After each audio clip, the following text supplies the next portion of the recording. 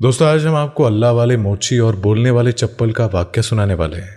अल्लाह वाले मोची, बोलने वाली चप्पल और एक नाजायज बच्चा का पूरा वाक्य सुनाएंगे, जिसे सुनकर आपका दिल खुश हो जाएगा।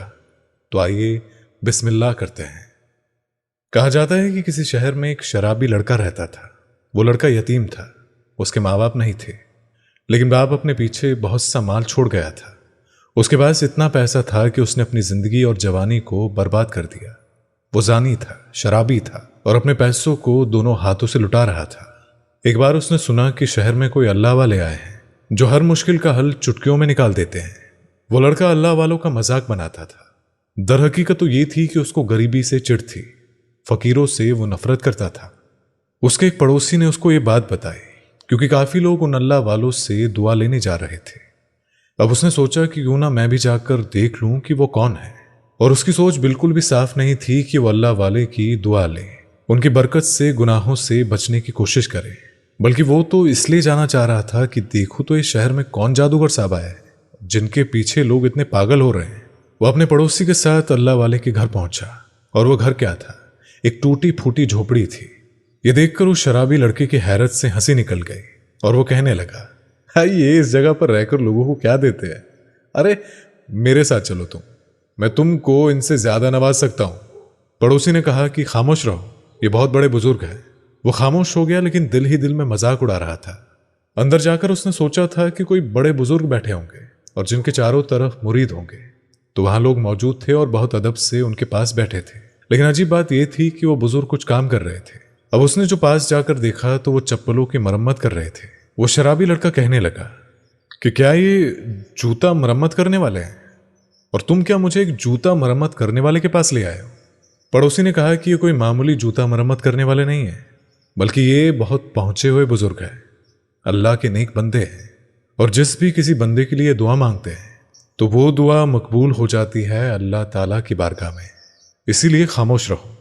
वो पड़ोसी उस शराबी लड़के को उनके पास लेकर बैठ गया, और जब उन दोनों की बारी आई तो अल्लाह वाले, वो जूतों की मरम्मत करने वाले, उन्होंने उसकी तरफ देखा, खामोशी से उस लड़के के सरापे का जायजा लेते रहे और फिर कहा, ऐ लड़के, जाओ और अपनी चप्पल लेकर आओ।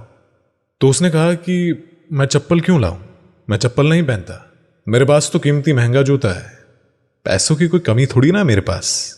तो बुजुर्ग कहने लगे, अरे नहीं नहीं बेटा, मैं जूते की मरम्मत नहीं करता, मैं तो चप्पल की मरम्मत करता हूं, चप्पल को सीता हूं। कल जब आओगे तो चप्पल पहन कर आना। उसने कहा कि हाँ, जाने दो मुझे, मैं अपना वक्त बर्बाद करने नहीं आया था, देख लिया मैंने कि कितने बड़े जादूगर हो तुम। उसकी बात सुनकर अल्लाह वाले को गुस्सा आ जाता है, लेकिन वो बर्दाश्त और तहम्मुल से बैठे रहे। उसने कहा कि जो कह दिया वो करना, और हाँ, आज रात किसी औरत के पास नहीं जाना, वरना तुम्हें बहुत बड़ा अजाब आ जाएगा। वो हंसी उड़ाने लगा। इसके बाद वो अपने घर गया, उसने शराब पी और रात तक सोता रहा। रात के पिछले पहर वो उठा और शहर की हसीन तरीन औरत के पास चला गया। सारी रात नाजायज ढंग से उसने गुजारी। उसके बाद जैसे ही सुबह हुई तो घर जाने के लिए निकला तो उसका सर चकरा गया और कचरे के ढेर पर वो गिर गया, लेकिन कोई भी पुरसाने हाल नहीं था जो उसे उठाता। और जब उसे होश आया तो उससे उठा नहीं जा रहा था। बड़ी मुश्किल से वो उठा और चकराते सर के साथ लड़खड़ाता हुआ वो अपने घर पहुंचा। कई दिन तक वो बिस्तर से नहीं उठ सका और उसको ये बात समझ नहीं आ रही थी कि आखिर उसके पैसे चोरी कैसे हो गए। उसने सोचा होगा कि कोई चोर उचक्का जो वहां पर फिर रहा होगा। मैं तो कूड़े के ढेर पे गिरा हुआ था, तो ऐसी क्या नौबत आ गई थी मेरे साथ। खैर, दिन यूं ही गुजरते रहे। उस दिन के बाद से वो औरत के पास नहीं जा सका। अब इत्तेफाक था या कुदरत की तरफ से कोई बड़ी मुसीबत आनी थी। खैर, जो भी था, वो अल्लाह वाले मोची की नसीहत भूल चुका था। अपनी जिंदगी को फिर से उसने बर्बाद करना शुरू कर दिया।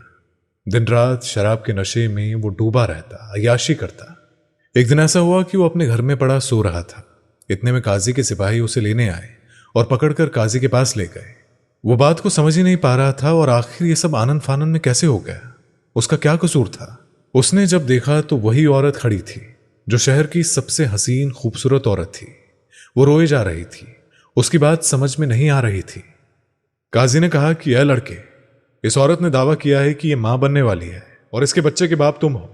तुमने इसके साथ जबरदस्ती करने की कोशिश की थी और जिसके नतीजे में ये दिन देखना पड़ रहा है।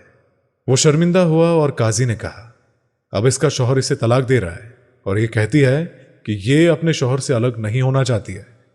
تو اس لڑکے نے کہا تو میں کیا کر سکتا ہوں؟ میں نہیں مانتا کہ یہ میرا بچہ ہے، ہو سکتا ہے کہ اس کا باپ اس کا شوہر ہی ہو اور یہ مجھ پر الزام لگا رہی ہو۔ ابھی یہ بات چل ہی رہی تھی کہ اسی وقت عدالت میں ایک ہٹا کٹا مضبوط جسم والا طاقتور آدمی داخل ہوا۔ اس نے کہا کہ قاضی صاحب میں اس کا شوہر ہوں اور یہ بچہ میرا نہیں ہو سکتا ہے، کیونکہ میں تو 1 سال سے اپنی بیوی سے ملا تک نہیں۔ اس نے میری بیوی کو ڈرایا دھمکایا ہے، اس نے گناہ کیا ہے، اس کی عزت کو لوٹا ہے اور اس کی سزا میری معصوم بیوی بھگت رہی ہے۔ قاضی نے لڑکے کی طرف دیکھ کر کہا تو لڑکے کیا کہو گے تم؟ اب فیصلہ تمہارے ہاتھ میں ہے۔ اگر اس ناجائز بچے کے باپ تم ہی ہو تو اس بات کو مان لو اور فیصلہ یہیں پر ہو جائے گا۔ اس نے کہا کہ میں مان ہی نہیں سکتا کہ یہ میرا بچہ ہے، میں نے تو کچھ کیا ہی نہیں ہے۔ وہ آدمی کہنے لگا کہ قاضی صاحب یہ لڑکا جھوٹ بول رہا ہے، اس لڑکے نے رات کے اندھیرے میں یہ گناہ کیا ہے، میری بیوی کو بدنام کیا ہے، اس نے میری بیوی کی عزت لوٹی ہے اور اس کا ہرجانہ یہ ہوگا کہ اس کی ساری دولت، اس کی ساری جائیداد میری بیوی کے ہونے والے بچے کی ہوگی، کیونکہ یہ اس کا اصل باپ ہے اور میں اسے اس صورت میں معاف کر سکتا ہوں، نہیں تو اسے سارے شہر کے سامنے پھانسی دی جائے۔ اب تو وہ لڑکا بری طرح سے پھنس گیا تھا کیونکہ اس نے زنا کیا تھا اور یہ بات بالکل سچ تھی، لیکن یہ بچہ اس کا تھا یا نہیں اس کے بارے میں وہ کچھ نہیں کہہ سکتا تھا۔ اب ایک طرف کھائی تھی اور دوسری طرف کنواں تھا۔ وہ شرابی لڑکا دل ہی دل میں سوچنے لگا کہ اگر میں ساری دولت جائیداد اس بچے کے نام کر دیتا ہوں تو میں برباد ہو جاؤں گا، اور اگر میں نے دولت اس کے نام نہیں کیا تو مجھے پھانسی ہو جائے گی، اور ایسے میں پھر بھی وہ دولت میری تو نہیں رہے گی، اسی بچے کو ملے گی۔ جس دولت پر وہ اکڑ کر رہا تھا، جس دولت پر وہ گھمنڈ کر رہا تھا، کیا کروں کس اللہ والے سے ملوں؟ اب اس کو کوئی راستہ نہیں دکھائی دے رہا تھا سوائے اس اللہ والے موچی کے جو اس کی مدد کر سکتے تھے۔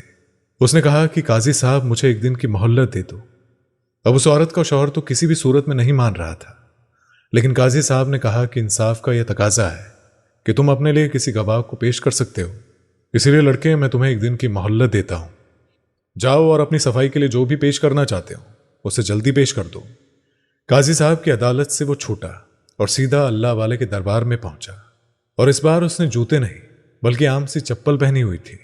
وہ اللہ والے موچی کے پاس آیا، لیکن وہاں پر وہ موجود ہی نہیں تھے۔ اس نے یہاں وہاں دیکھا تو ایک مرید پاس سے گزر رہا تھا۔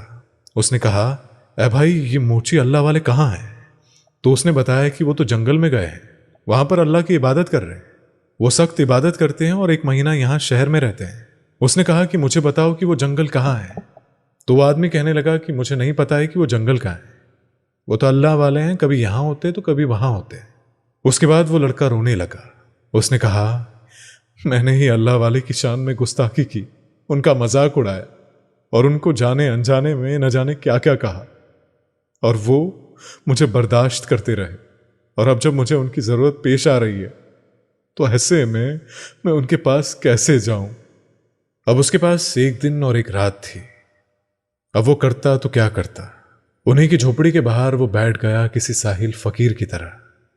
انسان کتنا مجبور اور لاچار ہے۔ ایک طرف جہاں وہ اپنے دولت اور پیسوں پر عیاشی کرتا، اکڑ کر چلتا، لیکن ایک وقت ایسا آتا ہے کہ وہ خود ساحل اور فقیر بن جاتا ہے۔ وہ بھی اللہ والے کی جھوپڑی کے باہر بیٹھ گیا، ایسے بیٹھا کہ جیسے کوئی فقیر ہو، کوئی بھکاری ہو۔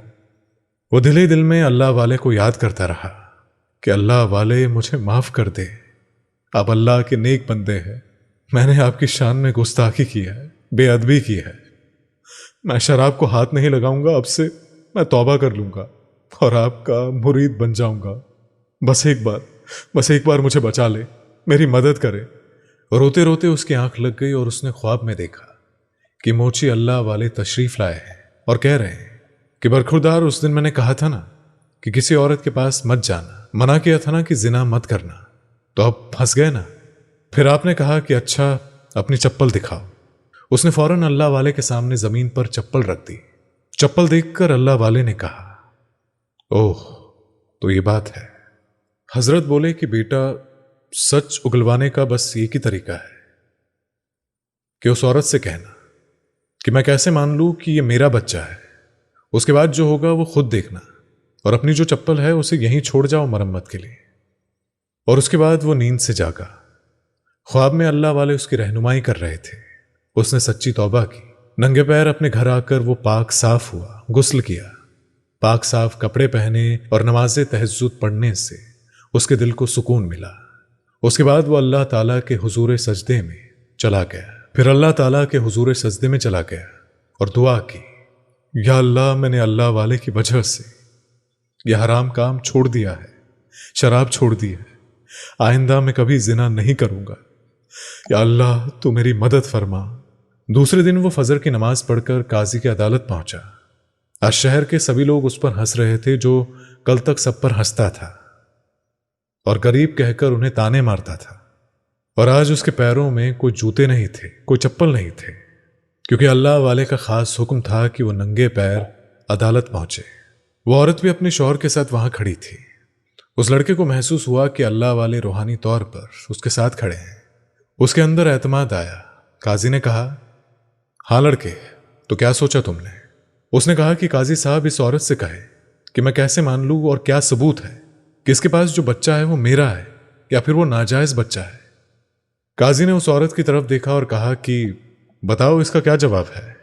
औरत क्या बोलती उसका शौहर कहने लगा, ये तो मैं जानता हूं। लड़का बोला, पर तुम तो वहां पर मौजूद ही नहीं थे। हो सकता है कि मुझसे पहले कोई और इसके साथ हो। उसके बाद वो आदमी दहाड़ा। उसने कहा, बदतमीज, मेरी बीवी पर गंदे इल्जाम लगाता है। लड़के ने कहा कि मैं तो सिर्फ सबूत मांग रहा हूं। और अभी ये बहस चल ही रही थी कि एक नूरानी शख्सियत दरबार में दाखिल हुए और वो मोची अल्लाह वाले थे। वो जवान खुश हो गया।